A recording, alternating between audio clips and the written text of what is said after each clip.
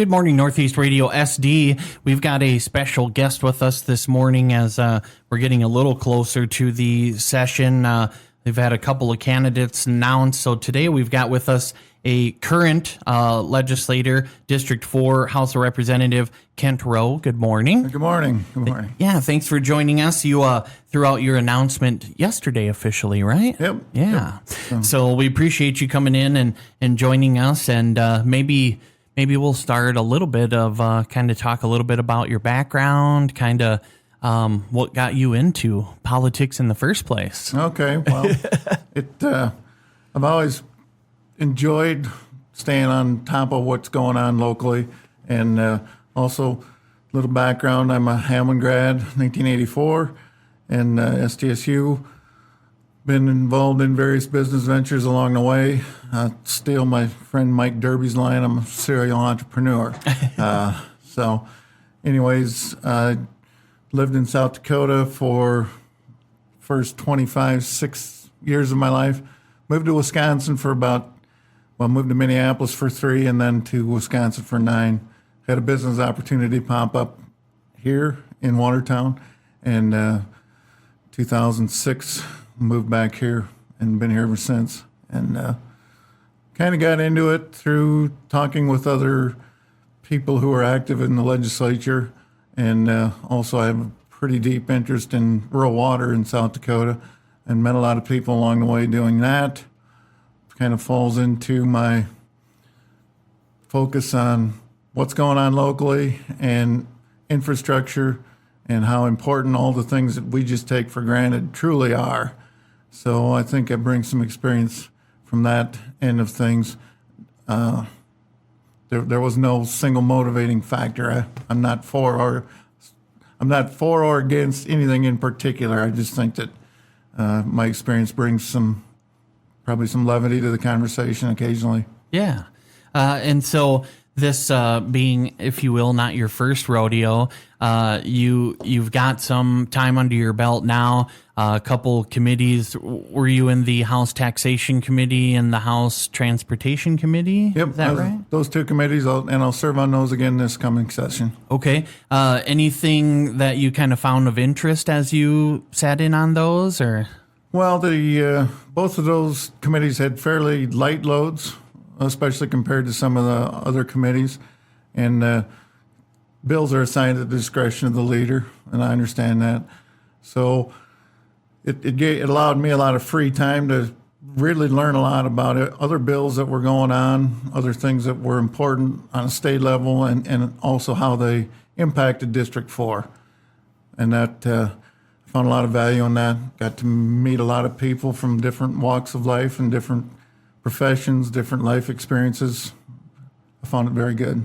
And District 4 is kind of unique because you're in multiple counties, too. So do you find that kind of unique where you have different people calling on you and maybe differing ideas, or do you find any issues with that, or how's that work for you? I tell you, it's a pretty diverse, geographically, it's a very diverse district. Mm-hmm. And I like to remind my friends from District 5 that you can't get to District 5 without going through District 4. Yeah. So, but yeah, whether it's the Millbank area or Clear Lake, Willow Lake, Clark, I mean, it's I think it's 87 miles from the northeastern corner, which is Big Stone City, down to south central Clark County. Mm-hmm. And so, yeah, it's a big, it's where I grew up. So I have the advantage. I know a lot of the back roads, and I know kind of who not to bug if mm-hmm. I'm running late. We've got corn farmers, soybean farmers. We got cattlemen out there. We got a few ranches out, especially in Deuel County. It's just a very diverse and interesting, very rural economy that we've got going. Millbank's the biggest town, and it's one of 26 towns in District 4. Wow. I think there's 11 or 12 school districts, and just a very spread out. Yeah. Well, what did you have any thoughts on the governor's budget that he talked about the other day. I know the economy is kind of something that you've talked about in the past too, and economic growth in the state. With the talks of trying to help with taxes and so on, did you have any thoughts on what they kind of he threw out there, or anything you're working on?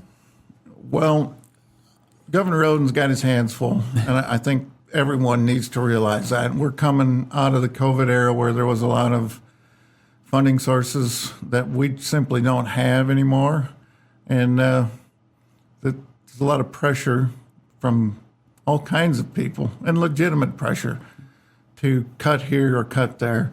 And we go and we see, last year we gave the big three state employees, school teachers, and special care providers, they didn't get a real big raise. And in his budget, he's got a 0% written in there.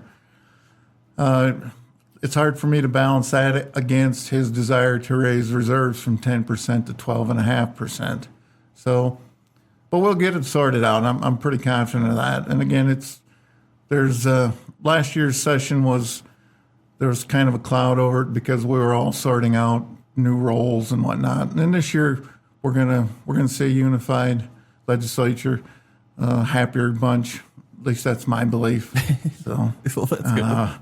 And yeah, as far as the way I see it, economic growth is something that was fought over last session, and then I'll always be a huge proponent of economic diversity, economic growth, and I think we as a state, as state legislators, we need to kind of stay out of the way, keep a watchful eye that protects consumers and keeps the interests of potential harm in mind.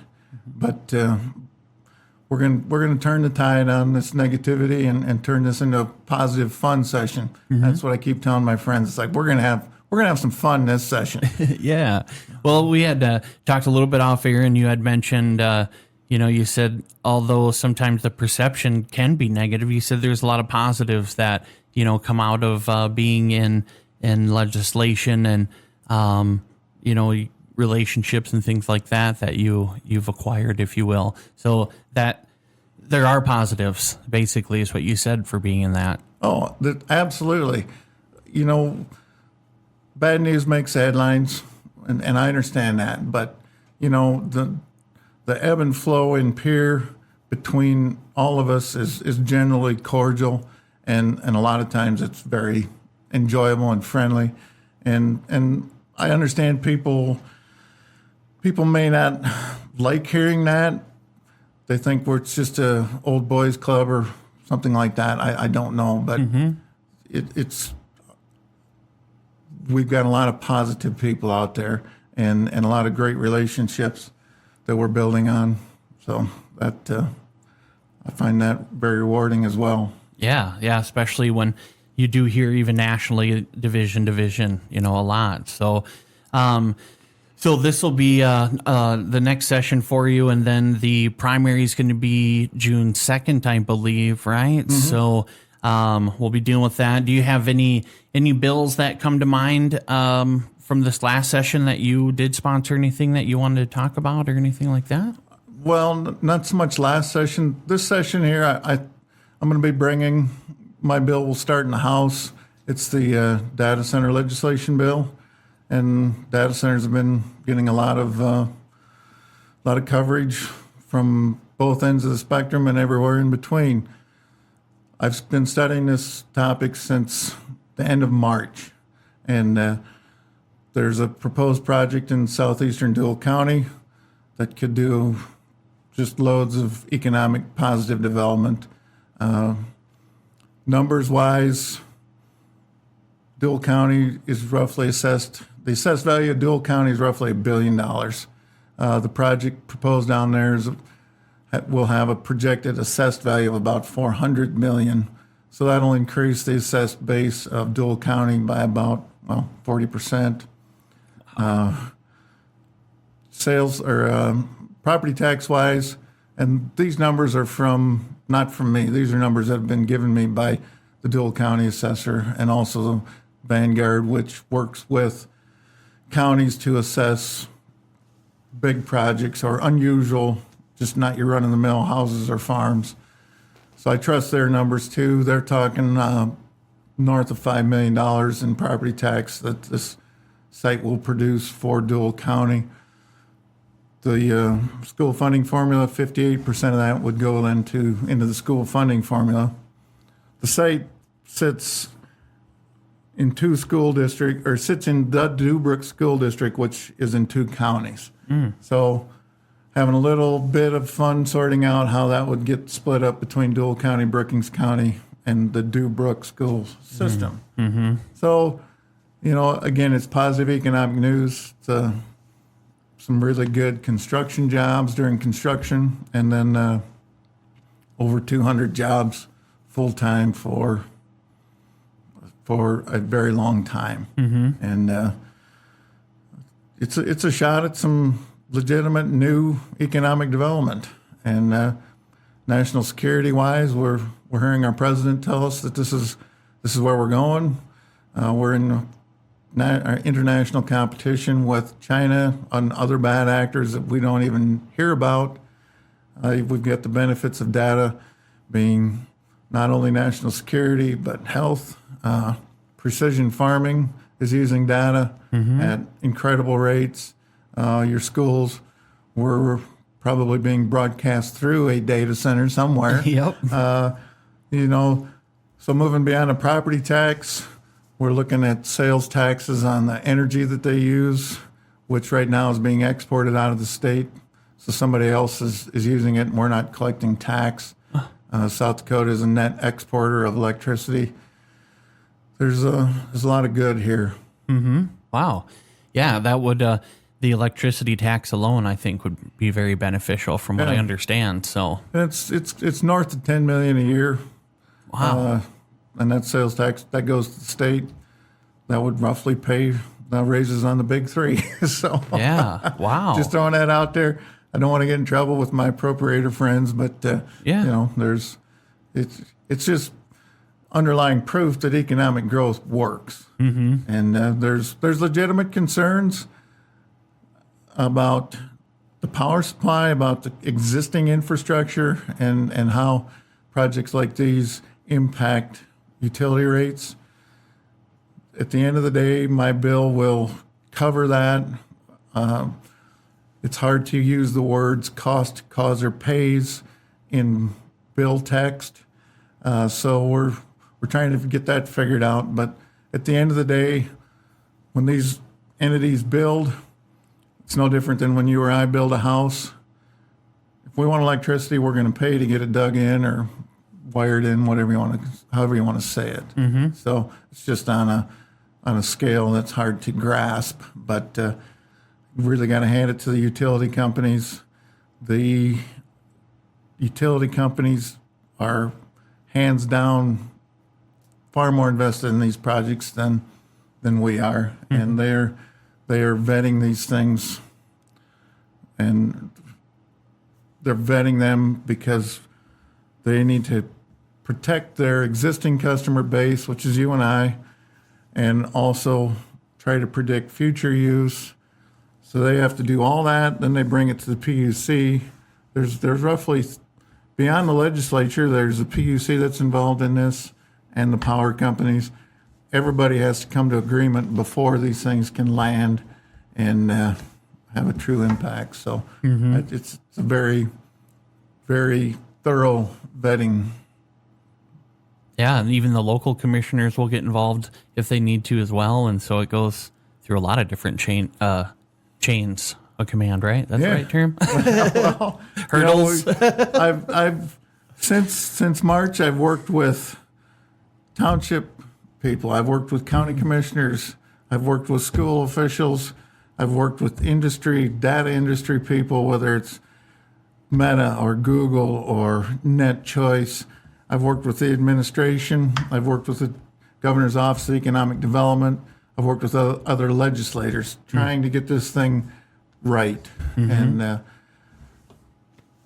I'm confident we're gonna get to a very good place here in January through March. Yeah, well, that'd be very cool to take a look at that, and then maybe we'll have to talk about it more when it kind of gets into session and start talking about that. That's interesting.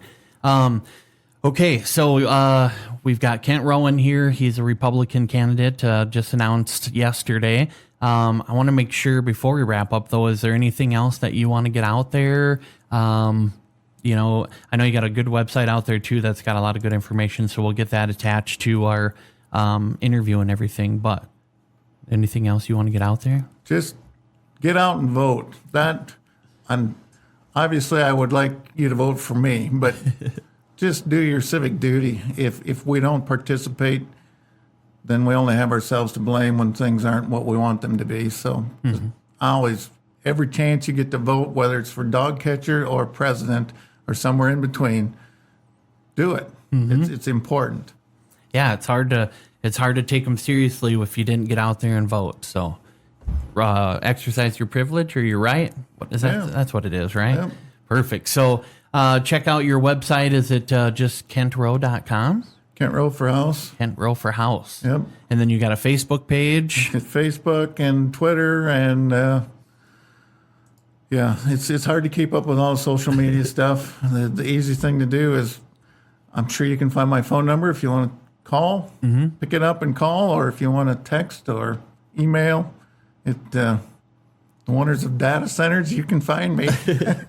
Perfect. Well, yep. All you got to do is Google and a bunch pops up. So perfect. Well, thank you for coming in, Kent. We appreciate it. Appreciate your public service. I know that can be very complex at times, and you put a positive spin on it too. So appreciate that, and good luck to you. Well, thank you, and congratulations on your new venture. This is a big deal. Yeah, thank you. I love entrepreneurs. They're the bread and butter. Yeah. So. Yeah, it's fun, and it's nice having this connection to be able to bring the state down to the local, and now if we can get these data people involved, and maybe we'll get them all in here and interview them all and learn a little something. So that'd be cool. Nope. Very good. All right, well, there you have it. That's Kent Roe, your candidate for District 4 House of Representatives, and we're Northeast Radio SD.